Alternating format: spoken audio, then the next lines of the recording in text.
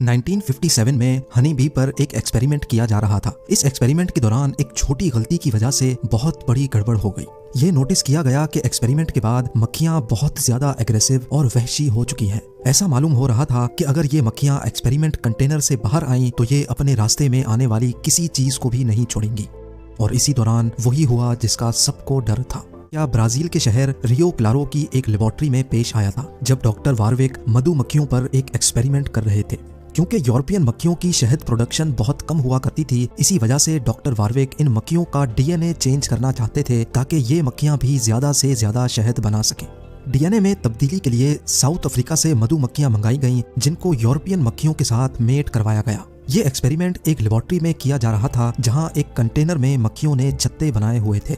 Experiment पूरी तरह से कामयाब हो चुका था और मक्खियों की इस नई नस्ल को अफ्रीकनाइज्ड बी का नाम दे दिया गया।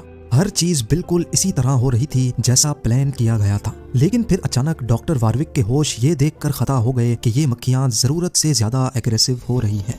उनका ये अजीब बिहेवियर देखकर खौफ महसूस हो रहा था और तभी डॉक्टर ने फैसला किया कि वो इन अफ्रीकनाइज्ड मक्खियों को कंटेनर से बाहर नहीं निकालेंगे। लेकिन फिर वही हुआ जो नहीं होना चाहिए था। लैब वर्कर की गलती की वजह से मक्खियों का एक बहुत बड़ा झुंड कंटेनर से बाहर निकलने में कामयाब हो गया। मक्खियों की ये नई नस्ल कितनी ज्यादा खतरनाक थी, ये उनके बाहर निकलने के बाद ही मालूम पड़ा, क्योंकि निकलते साथ ही मक्खियां लोगों पर हमला आवर हो गईं। इन मक्खियों को काबू करना अब किसी के बस की बात नहीं थी। उन्होंने अपने नए घर बना लिए और बहुत तेजी से बढ़ती चली गईं।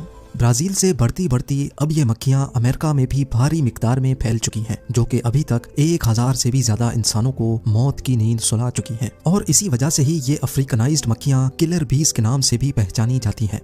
देखने में ये ज्यादा काली होती हैं और दूसरी मधुमक्खियों के मुकाबले में काफी ज्यादा खतरनाक भी। 500 मीटर दूर से भी ये अपने छत्ते की तरफ बढ़ने वाले पर टूट पड़ती हैं और अगर इन्होंने किसी इंसान या जानवर पर हमला करने की ठान ली तो हैरत अंगेज तौर पे उसका आधे किलोमीटर दूर तक भी पीछा करती रहती हैं। लेकिन दूसरी मधुमक्खियों की तरह ये अफ्रीकनाइज्ड मक्खियां भी इंसान को काटने के फौरन बाद ही मर जाती हैं। इन मक्खियों का डंग इंसान के लिए कितना डेंजरस होता है, आखिर डंग मारने के बाद ये खुद ही मर क्यों जाती हैं, ये जानने के लिए जरूरी है कि पहले हम ये जानें कि मक्खियां आखिर हमला करती ही क्यों हैं। सबसे पहले तो ये समझ लें कि मक्खियों की चाहे कोई भी किस्म हो, वो इंसान पर सिर्फ तब हमला करती हैं जब उनको खतरा महसूस होता है। नॉर्मल मधुमक्खियां तब हमला करती हैं जब कोई उनके हाइव्स यानी छत्ते को हाथ लगाता है। लेकिन अफ्रीकनाइज्ड मक्खियां क्योंकि जरूरत से ज्यादा एग्रेसिव होती हैं, इसी वजह से वो दूर से ही अपने छत्ते की तरफ बढ़ने वाले इंसान पर हमला कर लेती हैं, फिर बेशक कोई किसी और मकसद से ही क्यों ना गुजर रहा हो। जब ये मक्खियां फूलों से पोलन इकट्ठा कर रही होती हैं, तब ये किसी को कोई नुकसान नहीं पहुंचाती। लेकिन अगर इसी दौरान कोई इनके ऊपर पांव रख ले या इनके काम में रुकावट डाले तो फिर इनको गुस्सा आ जाता है और वो डंग मारे बगैर चैन से नहीं बैठती। लेकिन इनको इस बात का बिल्कुल भी अंदाजा नहीं होता कि डंग मारने के बाद ये खुद जिंदा नहीं बचेंगी।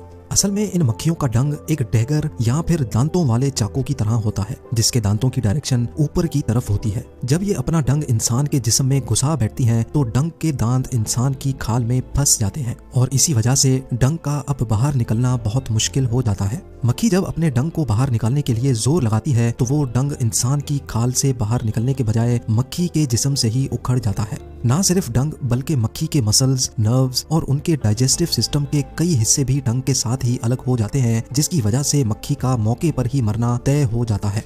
वो लोग बहुत खुश नसीब होते हैं जिनको सिर्फ एक मक्खी ने डंग मारा हो, क्योंकि ये मक्खियां हमेशा झुंड बनाकर ही हमला करती हैं। अगर इनके छत्ते के पास से गुजरते हुए एक मक्खी ने भी आपको डंग मार लिया तो उसी वक्त पूरा झुंड वहीं पहुंच जाता है। लेकिन सवाल ये है कि आखिर दूसरी मक्खियों को पता कैसे चलता है कि हमला कहाँ और किस पर करना है। असल में जो शहद मक्खियां अपने छत्ते में जमा करती हैं वो उनके अपने खाने के लिए होता है। ये शहद मक्खियां अपने बुरे वक्त के लिए इकट्ठा करती हैं, खास तौर पे जब पोलन का सीजन नहीं होता है। अपने छत्ते की प्रोटेक्शन के लिए कई मक्खियां उसके आसपास बारी बारी पहरा देती हैं। जब कोई इंसान इनके इलाके के करीब आता है तो ये दूर से ही सूंघ लेती हैं और अगर कोई एक भी मक्खी डंग मारने में कामयाब हो गई तो इसी दौरान इनके अंदर से एक केमिकल रिलीज होता है जिसको फेरोमोन कहा जाता है।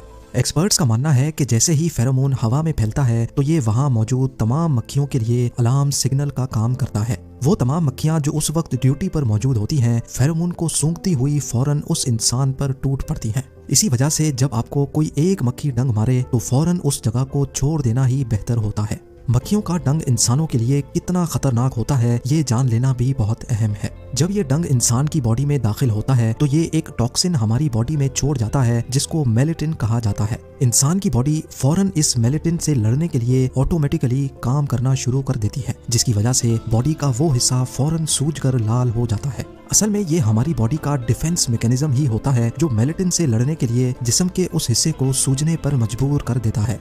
अगर तो डंग ब्लड वेसल के करीब लगता है तो वो ब्लड में शामिल होकर पूरी बॉडी में फैलना शुरू हो जाता है, जिसके काफी खौफनाक नताइज भी हो सकते हैं। या अगर जिन लोगों को मेलेटिन एलर्जी होती है उनकी हालत भी बिगड़ने के काफी ज्यादा चांस होते हैं। इसी वजह से अगर कभी आपको कोई शहद की मक्खी काटे तो फौरन उसका डंग निकालना ना भूलें, क्योंकि जितनी देर तक डंग बॉडी के अंदर रहेगा वो कंटिन्यूसली अपना जहर बॉडी में पंप करता रहेगा। आइए अब जानते हैं किलर बीज के बारे में चंद इंटरेस्टिंग फैक्ट्स। किलर बीज नॉर्मली बहुत बड़ा छत्ता बनाती हैं जिसमें 80,000 से भी ज्यादा मक्खियां रहती हैं। ये मक्खियां परफ्यूम, चमकने वाली चीजें जैसा कि ज्वेलरी और डार्क कलर के कपड़ों पर फौरन हमला कर लेती हैं। इनका डंग तो नॉर्मली मधुमक्खियों जैसा ही होता है, लेकिन ये अपना डंग सिर्फ 3 सेकंड में ही इंसान के अंदर उतारने की काबिलियत रखती हैं। एक मर्तबा जब इन मक्खियों का झुंड मचल जाए तो अगले 24 घंटों तक इनका गुस्सा ठंडा नहीं होता। किलर बीज के हमले की सूरत में इनसे जान छुड़ाने के लिए कम से कम 1 किलोमीटर दूर तक भागना जरूरी होता है। पानी के अंदर छुप जाने पर भी ये मक्खियां पानी के बाहर अपने शिकार का इंतजार करती रहती हैं।